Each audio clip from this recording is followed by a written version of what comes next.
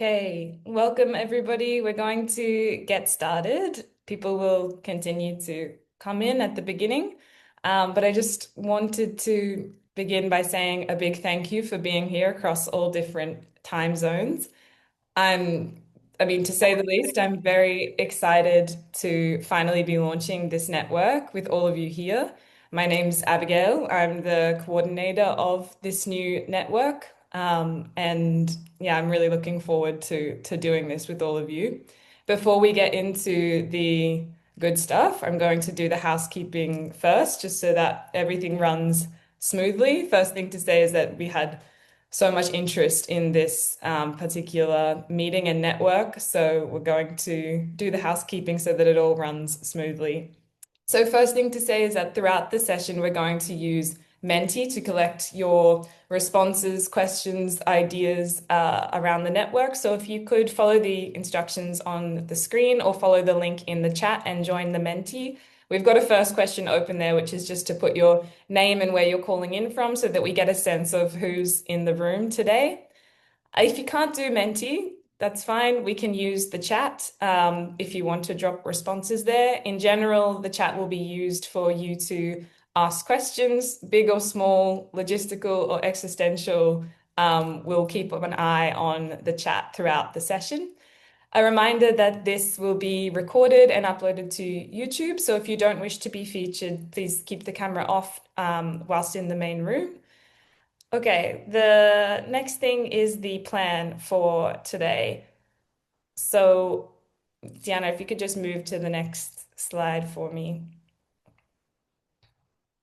Perfect. So, we're going to do this in two halves, where the first half is going to be webinar style. We're going to look at what public restaurants are and hear from officials in different countries about how some are currently working across the world today. In the second half, we're going to do it more meeting style, where we'll have the chance to speak collaboratively about how this international network is going to work, what it could do, and talk more broadly about what this as an international network could look like together. Okay, so that's the housekeeping done. I'd now like to, if Diana, you could just show it's going perfect. I'd like to now take some time to lay the foundations of this webinar and of the network with a very clear picture of what public restaurants are. So when we look at social safety nets around the world, there are common things in there that most of us know and most of us love: public education, public healthcare, public transport. There's something missing when it comes to food. The proposal for public restaurants is to fill that hole and build an equivalent piece of public infrastructure for food. So state-supported restaurants that serve affordable meals to the general public. I'm going to share my screen for one moment.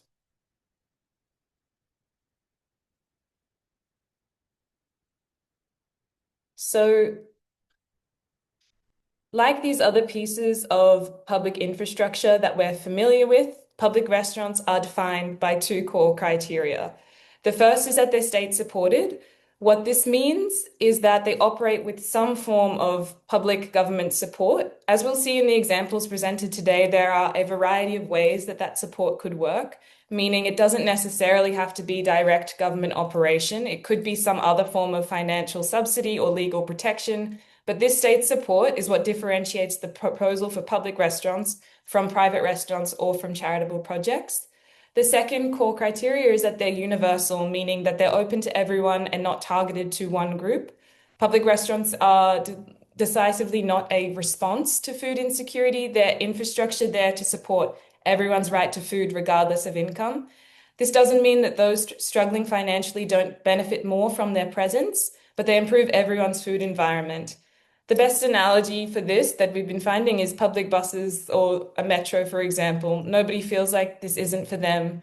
They're not just there for those that can't afford a car, although they certainly help those that can't. Some still drive a car, ride a bike, or pull together in some form of Uber, but almost all appreciate the presence of this public transport option, and nobody feels like it's not for them. So these two core criteria is how we define what is and what isn't a public restaurant. And this is what we're talking about with this network. how could these work in different parts of the world? And importantly, how can they work well? To give you a bit of an origin story for how this kind of mobilized to become a network as it is right now today, I'm going to pass to my good friend Ray Gomes, who's a leading voice on food justice and the right to food, and now exploring a nonprofit restaurant model in New York City. Ray, the floor is yours. Thank you so much, Abigail, and thanks for having me. It's a real honor to be a part of this launch. My name is Ray Gomes. I'm the executive director of Community Kitchen here in New York City. Community Kitchen is a food justice and racial equity centered nonprofit. At the core of our work is a very simple and stubborn belief. Good food is a human right. This belief shapes how we design programs, who we are accountable to, and who we think about when we think about power and access in the food system. Last fall, we took a big step towards that belief by launching a sliding scale restaurant on the Lower East Side of New York City. From the beginning, we were clear that we were not inventing something from scratch. We drew inspiration from places like Brazil with the Restaurantes Populares and from the work of North Scotland with my colleagues here, and others advancing the idea of public restaurants as universal food infrastructure. Those examples helped us answer real questions. What does it mean to make a cooked meal a public good? How do we design something dignified and welcoming rather than stigmatizing? How do we build something that feels like the public commons? Our pilot was in many ways a success. We saw people who might never dine together sharing space at a communal table, neighbors paying at different points along the sliding scale, eating the same food in the same room without a visual marker of who paid what. And like any real experiment, the success sat right alongside real challenges. We had to navigate the tension between quality and affordability in a very expensive city, the logistics of staffing and sourcing in line with our equity commitments, and the ongoing work of explaining to funders and partners that this was not an extension of the emergency food system. Because we take accountability seriously, we listened. We went through a community-rooted evaluation process, talking with diners, staff, neighborhood partners, and even people who chose not to come. We asked, did the pricing structure actually work for you? Did you feel this space was for you and with you, or did you feel like a service being done to you? We've concluded that process and are pulling together what we learned. We're excited to share more soon. Yes, we have metrics, but more so, we have stories and lessons that we hope will be useful in others in this network. I also want to be very candid about the US context. Right now, we do not have state support for public restaurants as as a recognized policy tool or a right. There's no dedicated line item in our city or federal budget that says we are funding public restaurants as part of social infrastructure. In the meantime, we are relying on philanthropy, creative partnership models, and a lot of patching together funding systems. That comes with real constraints and precarity. It also means that we have to be careful not to let philanthropy dictate the terms in ways that undermine our equity goals or our sense of this as a public right. So part of what we're here to learn from this network is how do we move from project-based funding towards a more stable public investment while still honoring community leadership and local context. That's why this international network for public restaurants matters to us so much. And we're energized by the idea of building toward a summit in 2027, fingers crossed. For us, this would be a moment to bring our case studies, our findings, and our hard lessons together, a place where policymakers, organizers, cooks, diners, and funders can sit at the same table and say, public restaurants are a core part of how we guarantee the right to food. This is how we humanize food policy and finally move substantively towards food sovereignty. We're committed to walking with you all on the way to the summit, learning, experimenting, making mistakes, and building power together. Thank you so much. Thank you, Ray. That was great. I'm now going to pass straight away to Floris Visser from the Netherlands-based NGO Public Food. Public Food are leading calls in the Netherlands to protect food as a public good and have been instrumental in exploring public restaurants as a viable policy option for the Dutch government. So I'm going to pass to you now, Floris. Thank you so much. Yeah, also me, I'm super excited to be here, part of the network, the emerging network. So yeah, the question that Abigail asked me is like, could you say something about the need for a public food system or a more public food system, and then specifically public restaurants? So I think if you look at the organization of our food system, it's almost entirely privatized and commercialized, primarily driven by commercial interests. And you could argue that this works for us to a certain extent, but certainly not for everyone. Why? Because it leads to several serious problems, and I'd like to point out two of them. So first, food insecurity in the Netherlands, and I guess this goes for a lot of other countries as well. 1 in 7 Dutch residents is experiencing some form of food insecurity. And second, health. And of course, this goes again for most of the world population, but overweight is a serious problem. Obesity has tripled over the last 40 years. So these problems, I think, can be linked directly to access. Access to healthy food is something that people cannot organize by themselves because access is determined by factors beyond our individual scope of influence. So think of the number of fresh food sellers, for instance, in your neighborhood, or the type of projects, the type of products in your supermarket. So 80% of the supermarket products do not meet the guidelines of a healthy diet. The same goes for 90% of restaurants, but also things like the price of food, marketing, advertisement, discounts. And these are all factors that are determined by the food industry that is first and foremost driven by commercial interests. So maximizing profit, shareholders, increasing markets, and not by public interests such as health or social equality. So if we know that individuals cannot organize access themselves, and the food industry is driven by other interests, this means that there is a public task for governments to ensure that everybody has equal access to affordable, healthy food, just like social housing, public transport, or education, as was mentioned earlier. So I think what we will learn today is that public restaurants are a feasible, equitable, but also a cost-effective way to improve access to nutritious food for all. And by doing so, we can upgrade our food system into a mixed economy model in which we create a second playing field for public solutions that can exist next to the commercial market, similar to how we can choose between drinking a glass of tap water or buy a bottle of water, or choosing between taking a bus or the taxi. And of course, these examples are so good that everybody, we all mention them. Public restaurants are a very concrete and working example for governments to institutionalize the right to food. And what's so promising and important about this network coming together is that although local contexts, problems, policies, politics, budgets might be different, we are all part of the same privatized and commercialized food system. And precisely therefore, we are all working on similar solutions that put public interest back on the agenda and into our cities. Thank you very much. Thank you, Floris. Great as always. Now we're going to move into the panel section of today's event. But before we do, to introduce this discussion on how public restaurants are working around the world today, I'd like to do a special welcome to the United Nations Special Rapporteur for the Right to Food, Sofía Suarez. Sofía, thank you very much for joining us to launch this new global network. I'm going to pass to you now to say a few words. Yes, no, thank you very much, Abigail, and hello to everyone.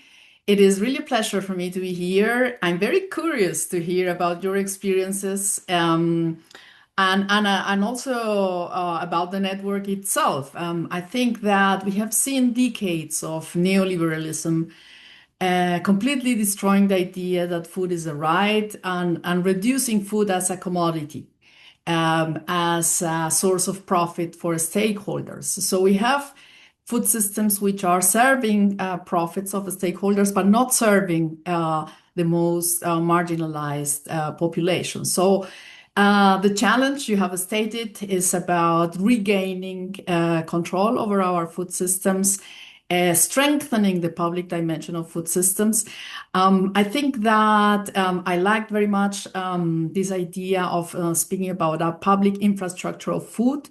It is certainly restaurants are a very interesting component of this infrastructure, and I'm very curious to hear about how do you see the redistribution of care work in food systems is completely hidden.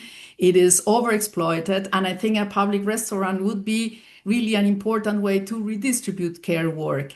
But of course, it needs to fulfill certain criteria, like, for instance, respecting the rights of workers working in these restaurants. So this is a very important issue. The relationship with where you source the food from, meaning the producers, hopefully agroecological producers, peasant cooperatives in the surroundings of cities.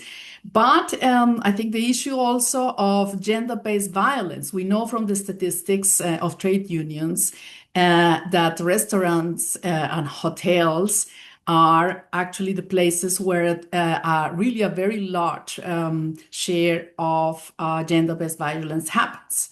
So therefore, I think public restaurants need to have a very deliberate approach to being spaces free of gender-based violence. And for that, of course, the governance of these restaurants will be a key question, how democratic it is. I think Rai started sharing with us about the accountability structures of these restaurants. And I think these are the aspects that, from our right to food point of view, would be very interesting to highlight and to worked out together. So thank you again for the invitation. I will certainly follow up with great interest this initiative. Thank you so much. Thank you, Sofía, and thank you for being here again. Those were great words. And it's these types of things that I think having a network is so important for, to explore what matters and what we need to look out for and just broaden it, because this is such a big proposal and there are so many different elements to it as well. So thank you for that. We're now going to move into the panel section of the webinar, where we are going to hear directly about how some countries have gone about implementing an example of public restaurants, some decades ago, others in the past 5 years. To be clear, public restaurants certainly aren't mainstream public policy, not yet. But there are examples emerging, and one of the important things that this network will do is to spotlight and learn from these and learn what might be best practice and what might be able to be adapted to other places. So each of the speakers is going to tell us about how their example of public restaurants is underpinned by a type of state support, who eats there, and a typical lunch and cost, so that you get an idea of how these work in different places.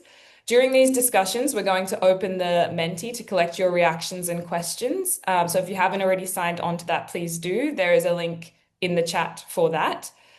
Specifically, what we want to ask you during this panel is what would work, what do you think would work where you are in the world? So listen to the speakers, see which bits could be used and adapted to your context. If Menti isn't working, also feel free to use the chat.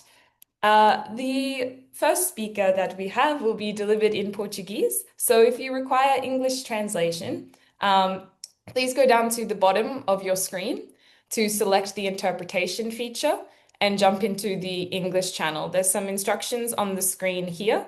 You may have to click the More button and then go into the interpretation and select it into English. If you have done this now, you should start to hear the interpreter speaking over me now.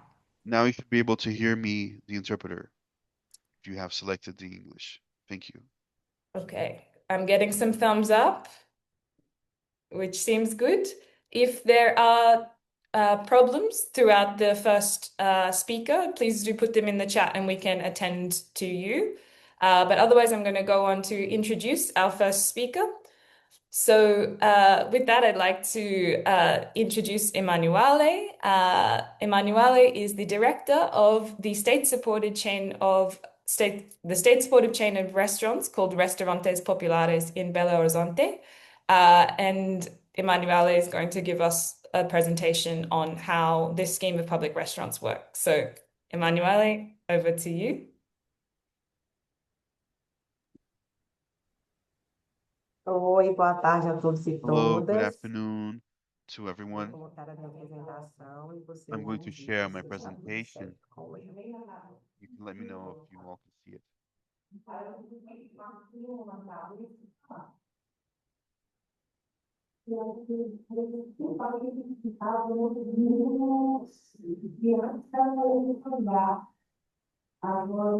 Ok? Perfeito. Right?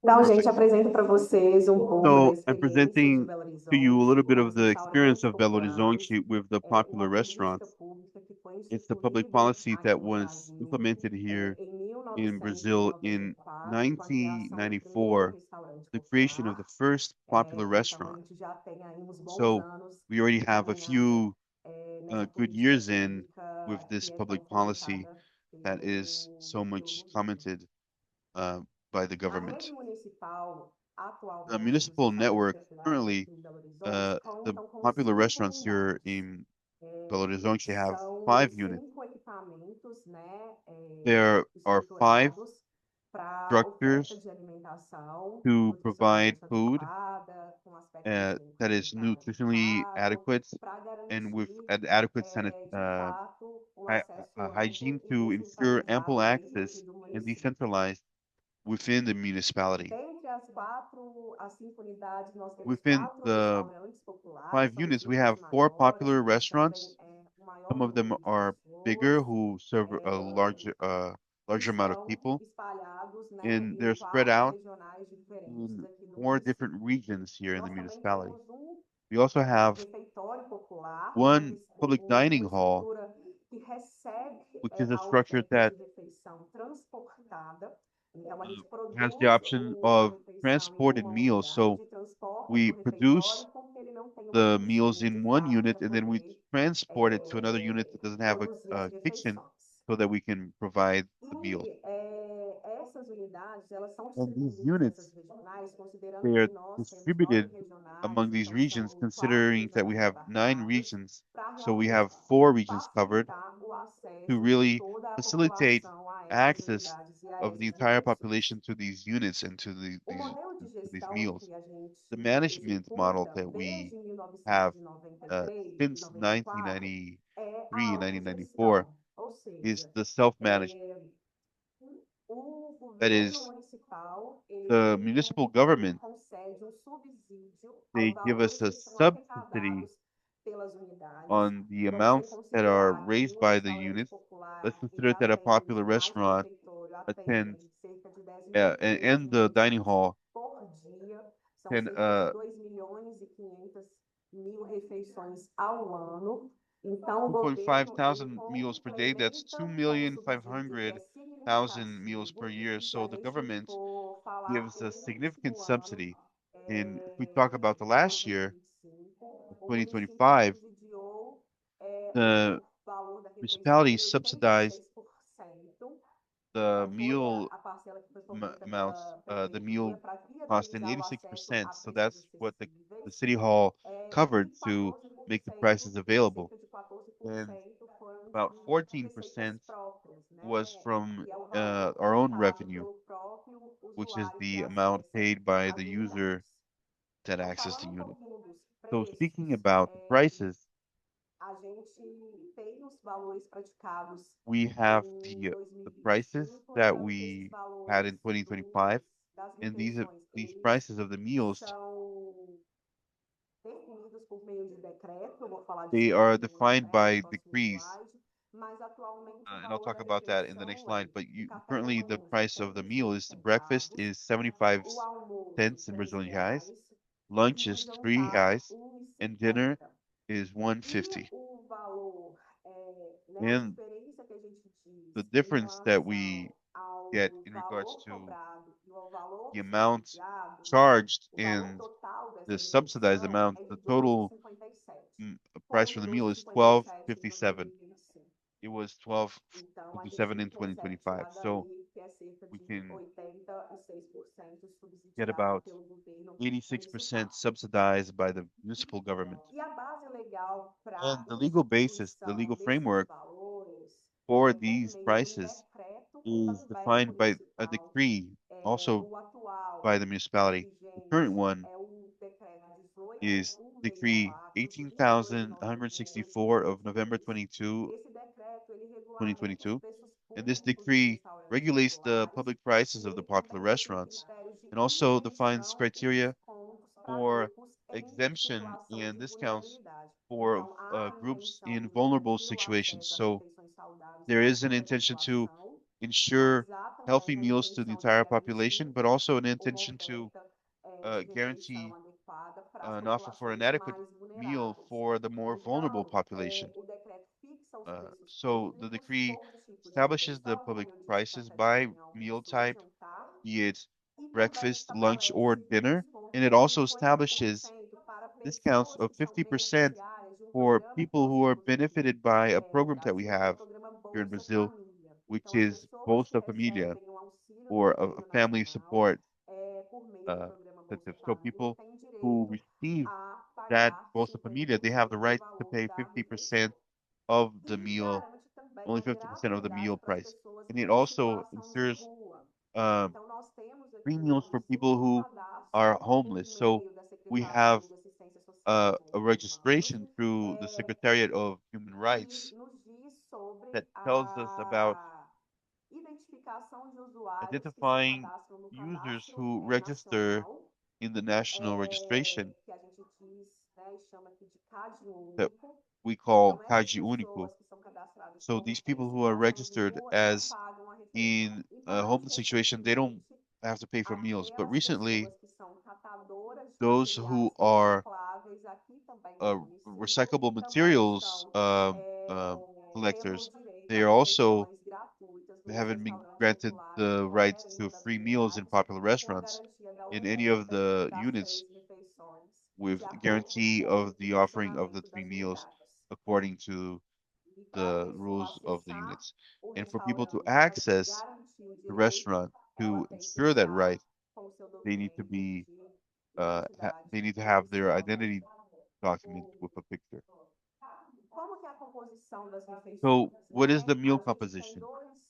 We have two restaurants today that provide breakfast, lunch, and dinner. So, for breakfast, we have the beverages could be coffee with milk, chocolate milk, caramelized milk, or or coffee. For carbohydrates, we have bread or cake or biscuits. We have fruits, usually seasonal fruits like banana, apples, or tangerines, fruits that are easier to be consumed by these people. And for lunch, we have the staple of the meal here in Brazil, which is rice and beans, a protein which could be beef, poultry, or pork, or eggs, a side dish, a salad, and desserts, which are seasonal fruits or sweets, desserts that is used by the restaurant. And keep in mind that the protein, if they don't eat animal proteins, there's also an option to ensure them the right to choose for a meal without animal protein. And dinner is a soup or a hot meal, and it can have a side dish of rice. And we do the entire preparation of the restaurants in order to ensure that these dishes have the thermal comfort of the colder seasons of the year. So, what is the user profile of those who access popular restaurants? Recently, we did a survey with a federal study from the Federal University of Minas Gerais state that says that most users of the restaurants are informal workers and low income workers. And we have a significant presence of people experiencing homelessness and a high proportion of users with income below one minimum wage, which today is 1,621 reais. And a lot of users use this daily, which goes to show how important this public utility is to ensure uh, food security and nutritional security for these people that require it so much to have an affordable nutritional meal.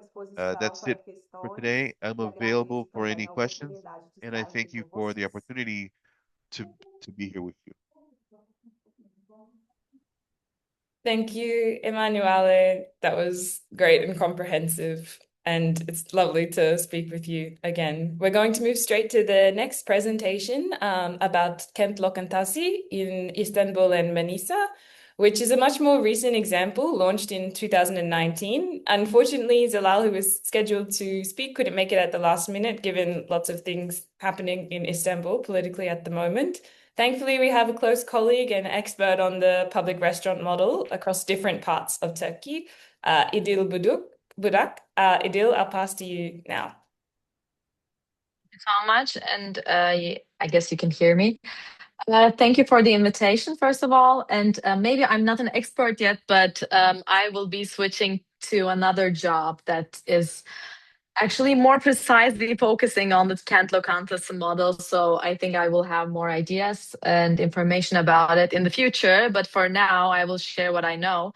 And this is not a very extensive presentation, unfortunately, because it was done yesterday, but I'll do my best. So let me share my screen. Yeah, I think you should be able to see it.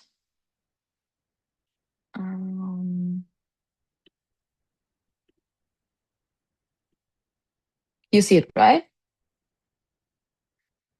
Okay.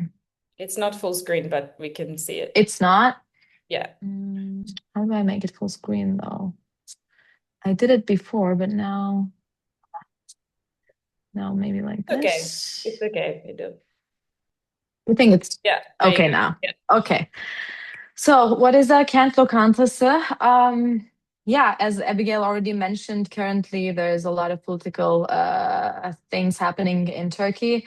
So I think it's very important to think this as also a policy that has been implemented since 2022 with the change of the Istanbul Metropolitan Municipality to the Social Democrats, actually. Yeah, and this is exactly about what we have talked about so far, seeing the public restaurants as a public infrastructure, like a metro or transportation or anything that can be provided by state or municipalities. So, oops.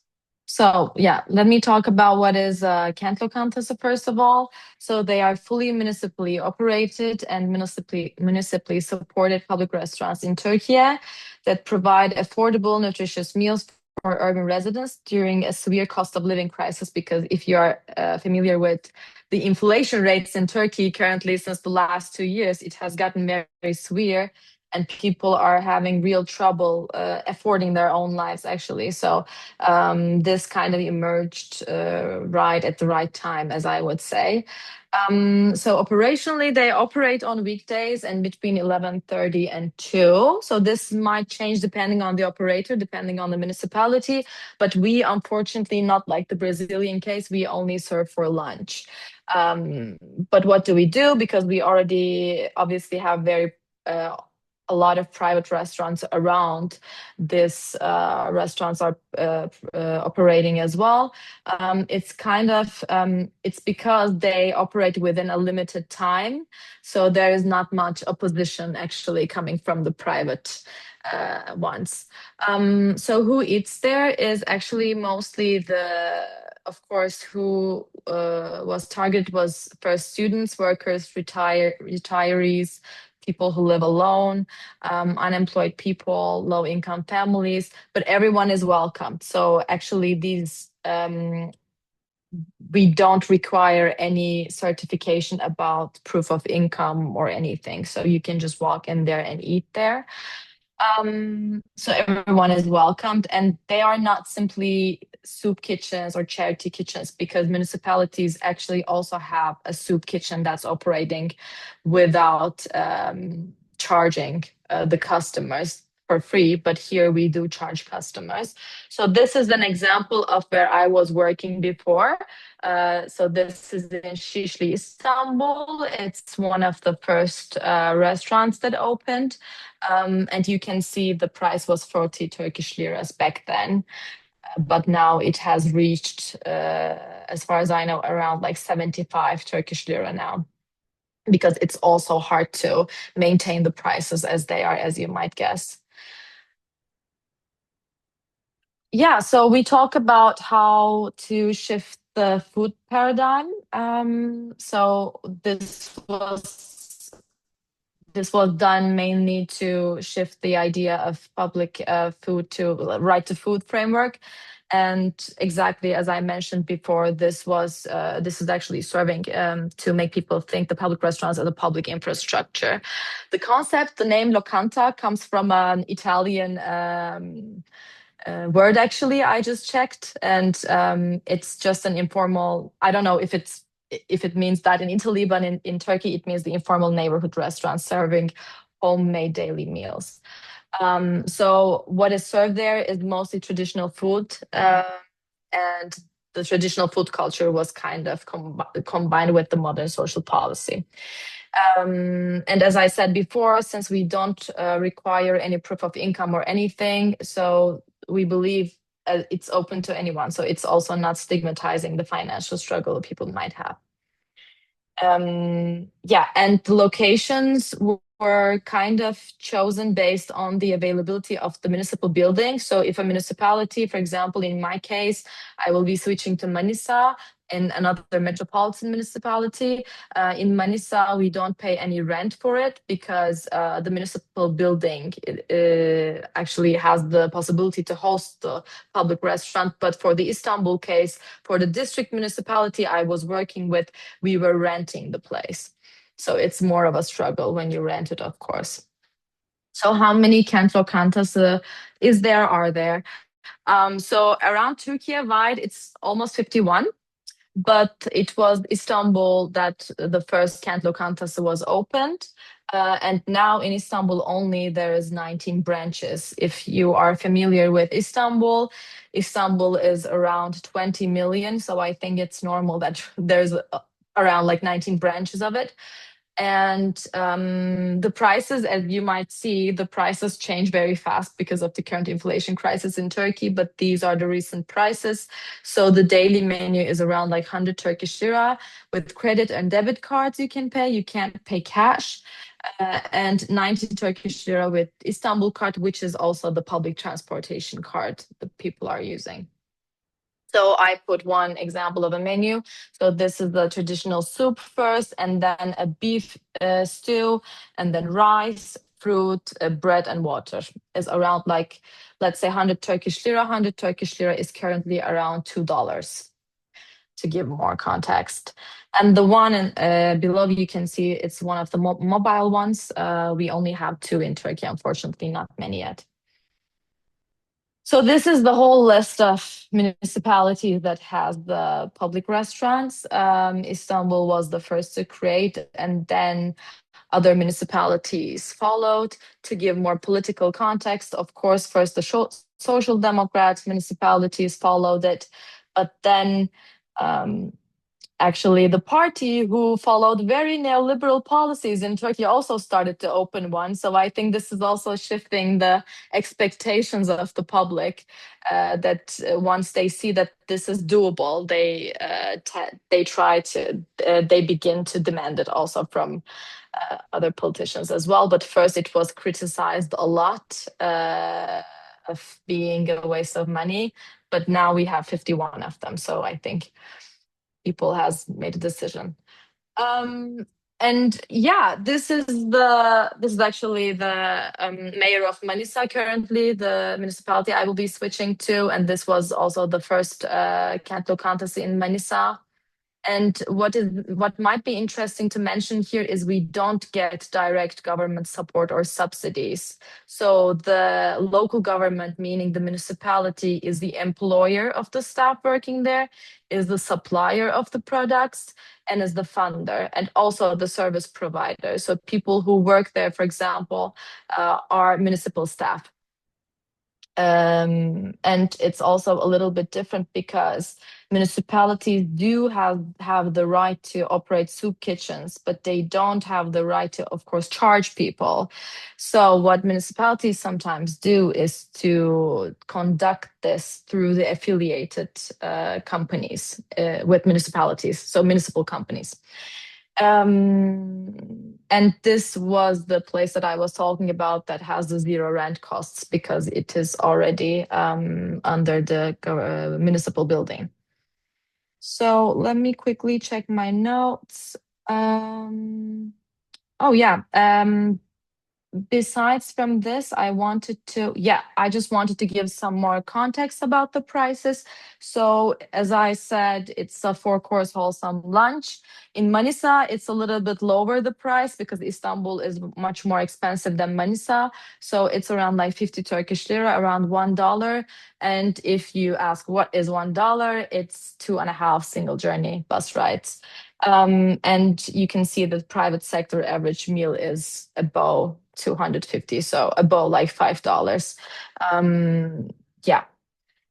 And to give, well, apparently I opened the wrong presentation, but to give more ideas, we also in Manisa have like a People's Dairy project that is kind of connected with this because there we also buy products from local milk producers and then sell it below like 25% below the market prices.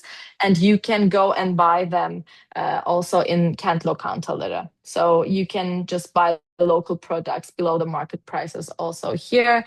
And we also have Kent cafes, we also have some permanent ones, but also some mobile ones that you can also just, because there is a huge coffee culture around the world right now. Since the last 10 years, you can just also go there and buy coffee with much more affordable prices than going to a Starbucks, because we have a lot of Starbucks in Turkey and it's expensive. So thank you for listening. I try to give as many examples as I can. And if you have any additional questions, let me know. Thank you, Idil. That was great. And we're going to move now to what is probably the oldest still running example of public restaurants, Bari Lechne, also known as milk bars. I'll pass to Anna Chodov, who is Nourish Scotland's deputy director. Anna grew up in Poland, eating in milk bars, and is now leading the work on public diners across the UK. So, Nourish, Anna, I'll pass to you now. Thank you so much, Abigail, and it's such a pleasure to be here. Let me try and share my screen just to make sure that that works. Can you see that okay?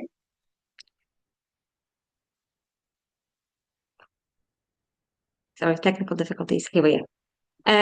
I'm delighted to be able to talk to you about milk bars, which are places very close to my heart. As Abigail says, Poland is where I originally come from. And I used to be a regular customer back in the sort of early noughties, and I had no idea they were state subsidized until I started doing this work. So it's really special to be able to be involved in it in kind of this capacity. The idea of a milk bar dates back to the 19th century in Poland as a place where you could get a good meal, but a cheap meal.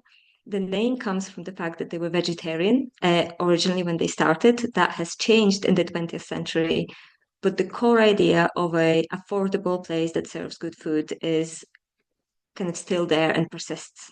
So this image is from the 50s. This is one of the sort of big milk bars. Forgive me. There we go.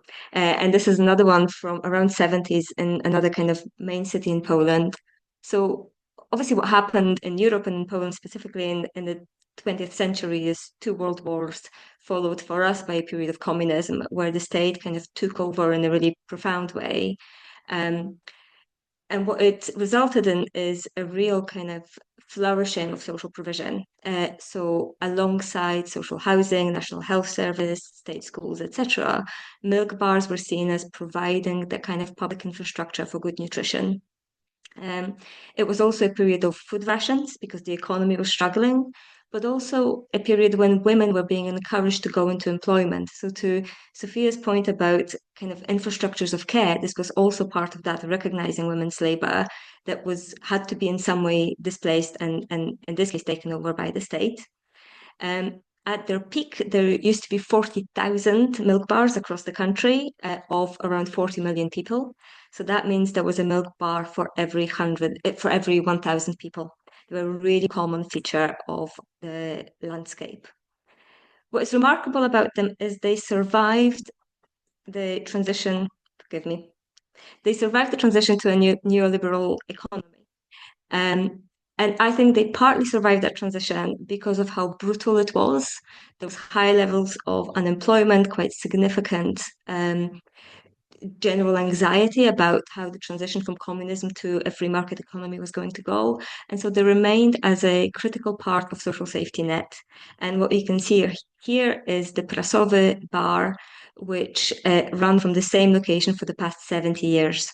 So this is part of, I think, the real importance of it is they really operate as a kind of stable place where you know and you can get a good meal. The model in Poland is interesting. They, as an initiative, sit under the Ministry of Finance because they operate as subsidized businesses. So they are private operators that are licensed to operate a milk bar or as a milk bar. The subsidy is linked to the cost of raw ingredients. So the regulation that underpins them stipulates that only vegetables, fruit, cereals, and dairy products will be subsidized. So there is no subsidy for meat products or any ultra-processed foods, etc. And there's a small added percentage to cover the overheads for the operator. What is interesting about that model is it allows a degree of entrepreneurship. So all of the operators are able to offer non-subsidized dishes, and you can find Coca-Cola in these places, etc. But you also find really good, healthy food.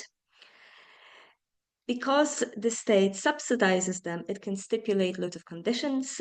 This includes having to have a street entrance. So the subsidy is not available to worker canteens, for instance.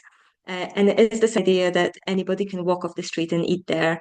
The outdoor seating, which you can see in lots of places, is optional. You don't have to have that, but it's very sunny in Poland in the summer. So people it's part of kind of welcoming people into the space. And the other interesting thing about it, if you were to swing the camera around in this photo, you would see on the other corner, there's a KFC.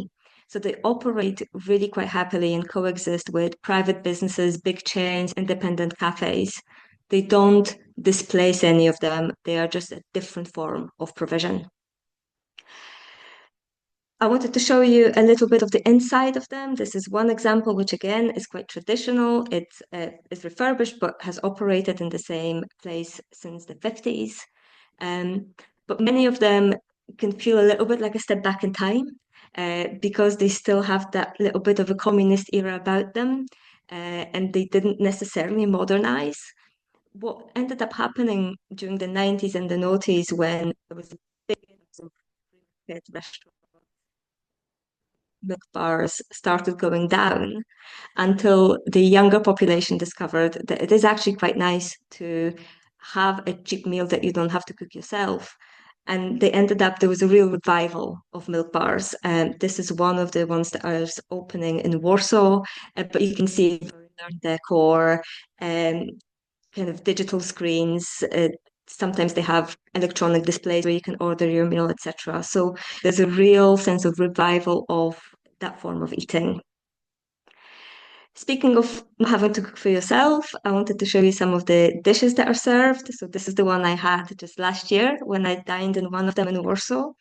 And you can see quite a simple cuisine. The cost is equivalent to the price of a cup of coffee. So this meal cost me 30 zloty, which is about £6 in British money, when a price of a cup of coffee is maybe £4.50. So it's a really quite an affordable meal. the cuisine is really traditional. It's home-cooked style, recognizable dishes that your mum or your grandma would have made. You can see the very traditional compote, which is a kind of stewed fruit drink. And the food tends to be really healthy because of the way the subsidy is structured. So in this meal, the soup, the salads, the sauce, and the potatoes would be subsidized, and the kind of meat cutlet that is there wouldn't be, but it allows that kind of mixture and flexibility and also choice for consumers. And we do absolutely also serve dessert. Well, I think because of that mixture of kind of traditional cuisine, but also increasingly kind of modern and popular and trendy interiors, milk bars continue to attract a wide range of people, older and younger demographics, people from all walks of life, really. And there is no better way than to actually show you what it looks like. There's a real sense of students coming in, potentially quite affluent looking people, folks who live in social housing that is kind of just around the corner. There is a real sense that people go there not for charity, but simply for a good meal and because it's convenient and a good place to eat. And there's also a lot of kind of cultural affection for milk bars. And people relate to them not just as consumers, but also as citizens. So when a few years ago, the government decided to withdraw the subsidy for herbs and spices, which would make pretty much all of the meals that use herbs and spices ineligible for subsidy, there were protests on the streets. This is one of them. There was lots of articles in the newspapers, and of course, the government very quickly backed down. And this is my favorite story of the bar Prasowy, which I showed you at the beginning of the presentation, the one that operated for over 70 years. It closed very briefly in the 2000s, and the activists got in, opened the doors, opened the kitchen, and said, "This isn't your milk bar to close. This is our place. We love it. We're going to run it." They took over the kitchen and they forced the municipality to take it back, who then found a private operator to continue to run it. And I think I will end on that note. Thank you. Thank you, Anna. Those were some great pictures. I always love to see that and to really get a feel for how it works. And thank you to all of the speakers for presenting their version of public restaurants, just collecting a few of the things that were mentioned and the differences in how they've been implemented. We've seen from direct public provision, direct state provision, through to the more mixed model that operates in Poland. Across all of them, what we are continually seeing is that most meals sit below the price of a cup of coffee in wherever they are serving. And also from the examples that we have, although there is still so much to explore on this, they seem to be, to a certain extent, non-rival with other independent restaurants that they operate alongside. And it's been great to see responses coming through from participants of what they think might work where they are. One thing that has come up quite a bit is that lunch sounds like a good idea. Lunch definitely. In other places, maybe breakfast and dinner makes sense, but lunch definitely. And also a lot of emphasis on how to make it accessible to everybody. And how to serve food that reflects the place that the restaurant is in and the people that are living there. So how it can be culturally compatible, how it can be climate friendly, and how it can be synchronized with the kind of goals that we have for the food system. So thank you everybody for putting in your thoughts and ideas about how this might work where you are. It's been great also just to see how many people are in the room and from different places as well. And it's these reflections and questions which is exactly the reason we're launching this global network, to plug in together all of these different things, to share lessons, to build connections with each other, to build relationships across this idea, and explore how public restaurants can move from isolated examples to a policy option for different contexts and jurisdictions across the world. Because as you've seen, the Polish example has been around for a very long time, but perhaps it hasn't been spotlighted as a particular type of public policy that could go elsewhere.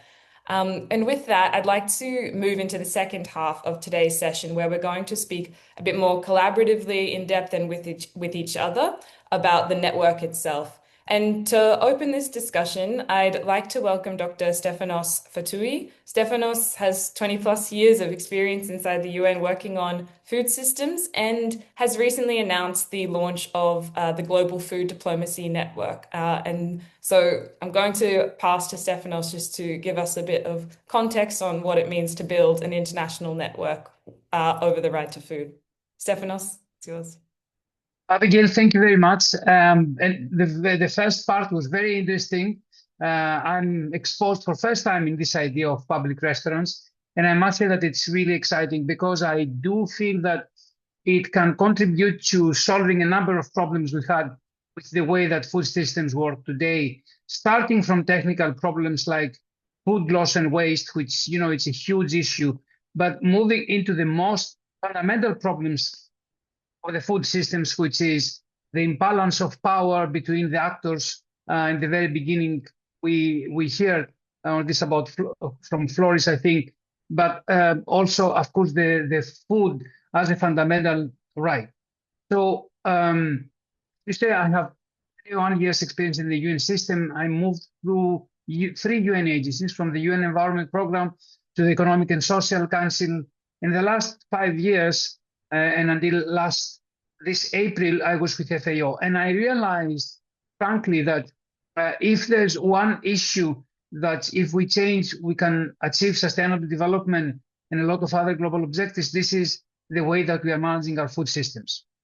And I've seen that, and my role with FAO was mostly on coordinating. And I've seen that there's a plethora of initiatives worldwide, globally, also regionally and nationally, that they want to tackle the different problems that the food systems face today. And many times we say that in this new era of social media, of digital communication, of artificial intelligence, everyone is connected. But I don't think it's real. I think that we need to establish formal networks to make sure that the ones that they have to be here are here. And one of the reasons that I like very much, I joined your lunch today, which is the same reason that I decided with a group of distinguished professionals to launch the Food Diplomacy Network, is that we have seen, and I've seen with my experience in the UN, that a lot of factors are not heard. There's a lot of voices that they are not heard, either in negotiation tables or in technical discussions, in seminars, in brainstorming. And what's happening is that usually the ones that they are not heard are the ones that they are paying for the consequences of the unsustainable food systems. So it's a small farmer in Bangladesh that has no voice over decision-making about the way that we will manage global value chains, or a poor farmer in Kenya that they do not have access to these tables. We need to make sure that the networks that we establish, of course, they have a very good technical foundation, and I do applaud Abigail and your colleagues here for what you do, but we need to make sure that we go beyond the business as usual. So one of the convictions I have, and the way that it has also motivated me to put the Food Diplomacy Network together, is that there are still a lot of voices that they are not heard. Very happy to see also here Sofía as the new rapporteur for the right to food. And I want to say to everybody that we need, all of us, that we do have access, because we do have access to networks, we do have access to decision-making functions, to decision-making procedures. We need to bring these voices there. And that's something that I've consistently tried to do, and I'll consistently try to do. So I don't want to take a lot of your time, but I want to say that we need put these networks together. And from my side, I commit to continue working with you and to bring also the work we do for the food diplomacy together. And that's as a final thing that we're very, very proud, because in the Food Diplomacy Network, we do have a cycle of initiators that includes former Prime Minister of Niger, the Special Envoy of Food Systems from the African Union, a former US ambassador to the UN agency in Rome, and we're looking forward to work with you. Thank you, Abigail. Thank you, Stefanos. And thank you for coming and being here at the beginning of this. As you said, building a network, this felt like the right and next thing to do if we're talking about public restaurants, because as we've said, there are many different versions that exist across the world, and there are many different people that are going to be affected if they exist elsewhere. So it's so important to plug in with one another and to shine a light on where it's working, where it's not working so well, and to learn together properly and really like move together, so that this is not just another policy that is implemented, but it's a policy that can really drive the changes that we want to see in the food system across the food system.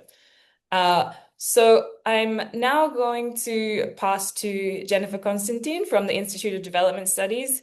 Jenny has been instrumental in helping to set up the network, and she's going to frame the discussion that we're going to have together with a brief introduction to how we see this particular network working. So our ideas so far, basically, for how this network will work. This will be followed by breakout rooms where you can reflect on your own ideas and also start to talk to each other as well in these rooms. So I'm first going to pass to Jenny to set us up with that. Thanks so much, Abigail, and wonderful to see you all here, new faces and old friends too.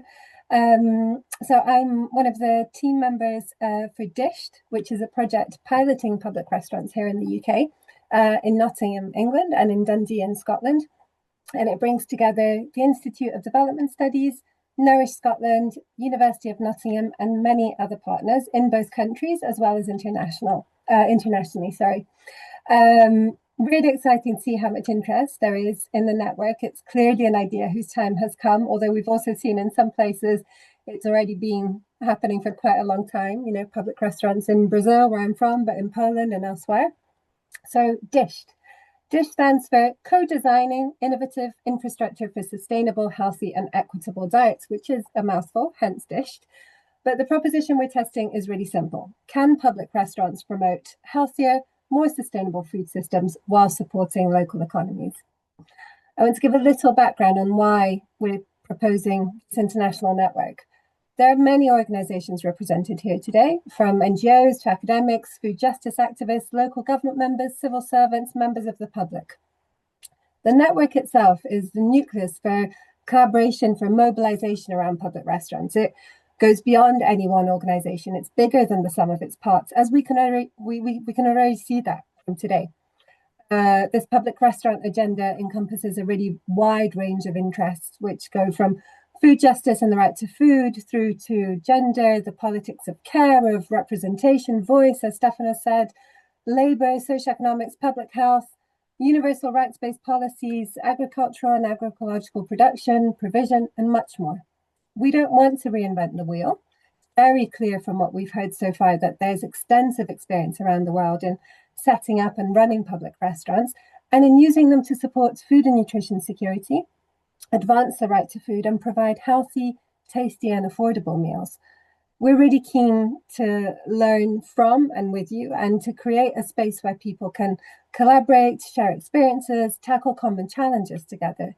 I mean, even in countries where there aren't public restaurants, there are other forms of public food provision. So school meals, hospitals, prisons, across the armed forces. We don't always think of these when we're talking about this kind of thing necessarily. So why this network?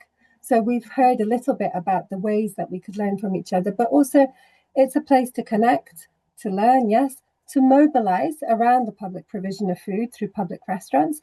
It's also a space to imagine, to build, to problem solve together. And we can draw on experiences that people have in this space and beyond, of everything from setup and menus to navigating politics, influencing policy. Our collective experience tells us there's real appetite for this kind of space, which could grow into an emergent coalition, a network of networks, bringing together the many networks you're already all part of. So this first meeting is an opportunity for us to launch this idea of an international network for public diners, for public restaurants, to start building those connections, exploring and building on the many different approaches to public restaurants around the world. This very rich seam of experience that we can all, benefit from sharing and engaging and learning from. So we'd really love to hear from you. What's your experience? What would you like from a space like this? We've seen a lot of questions in the chat and on the Menti already. What can you offer? How can we shape this together? So what next in practical terms? Dished, for starters, will soon have data from the UK public restaurant prototypes that we're setting up, as well as case studies from Brazil, Mexico City, Poland, Turkey, and the British restaurants that operated in the UK between the 1940s and the 1960s. We're exploring what it takes to set up and run a public restaurant. Some of the questions in the chat reflect these kinds of things.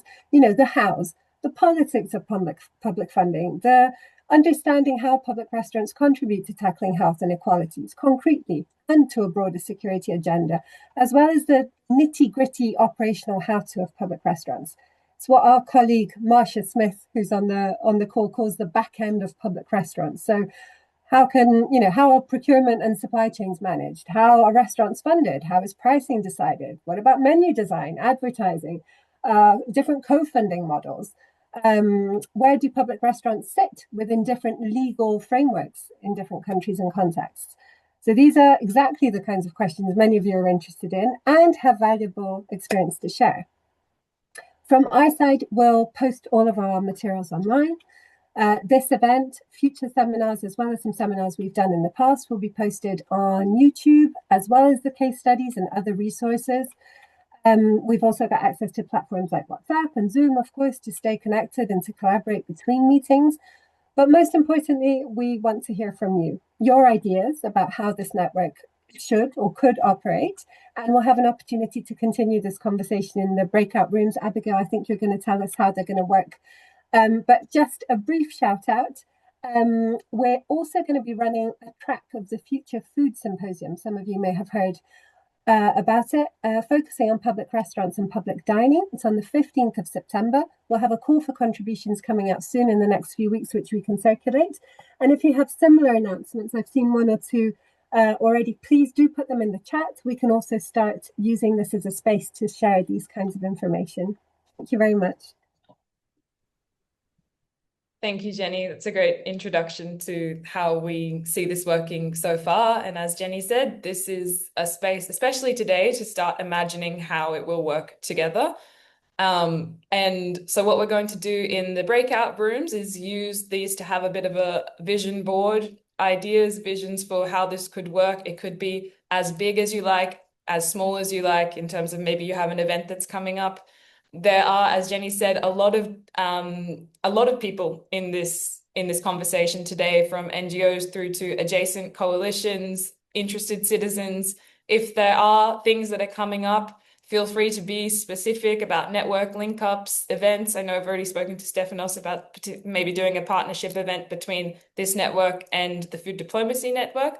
So we're going to move into breakout rooms. Also, in general, just use it to connect with each other and start to sort of build these relationships, because that's also a very important part of what we're going to do with this network. So I'm going to hopefully say, let's move, and we start to move into breakout rooms. Let's see how we go.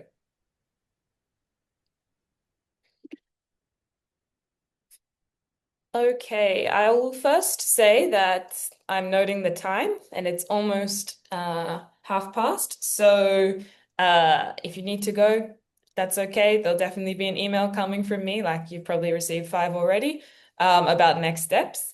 But I wanted to first take the time after having these breakout rooms just to feed back to the main room here some of the main things that were coming out.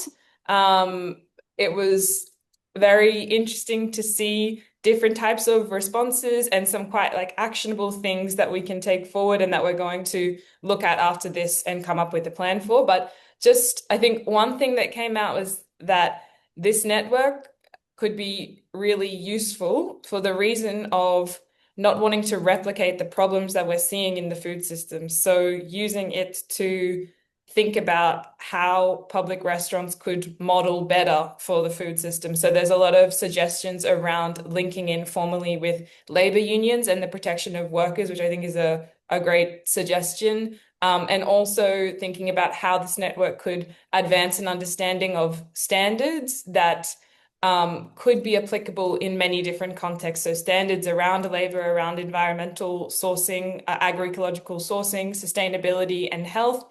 If not global, then we can even think about different regional configurations for how to set standards around public restaurants. So that was a great sort of macro level suggestion. Also, lots of emphasis on learning and connecting with each other, so doing networking within the network. And another suggestion of learning, but also more formal support in terms of obviously there's very different country contexts. So what might a model of international solidarity look like for learning and advancing a particular intervention of public restaurants across different contexts? And also a lot of suggestions around exploring different types of versions of public restaurants that could work within one country. So how might a public restaurant be adapted to a rural context, for example? That's something that we could look at in a future webinar also. And suggestions to connect across different master's programs in universities, so things around food policy and public policy, and how this could be brought up, spoken about, and sort of integrated into the discussions that are being had both academically and in policy circles at the moment. So also a great suggestion. And I think there was also an emphasis on the ability to have proper conversations and not just read about a campaign on a web page. So I think that's what we started to do today. We'd love to have more conversations. As Ray said at the beginning, the dream would be an in-person conference, and it's a dream that we will try and make happen. Also, as I've said, this is the space to imagine, but I do believe it's also a space to mobilize. And I really do hope that that's something that we can look at doing more formally eventually. So with these actionable ideas, I'm going to close the meeting, and I want to say a big thank you for attending. We're really going to take these ideas. We have them all, and I believe most of you have my email. So if there are particular events or network link ups or things that are specific, please get in contact with me. You will get all the information for upcoming webinars that we're having online and hopefully in person. And there will also be a YouTube channel created where we'll have all of the recordings from the network. And they will be stored there from here on out. And whilst we don't have the formal time for Q&A today, what I will say is that on the last slide of the Menti, there is a space for questions. And if you want to leave your email, we're the only ones that can see it, so I can follow up with you directly on some questions that are coming out. And yeah, what I can promise is regular meetings to continue to advance this network. And I want to again say thank you, and that this has been the official launch of the Global Network for Public Restaurants. And enjoy the rest of your day, and I'll talk to you all very soon. Thank you, everybody.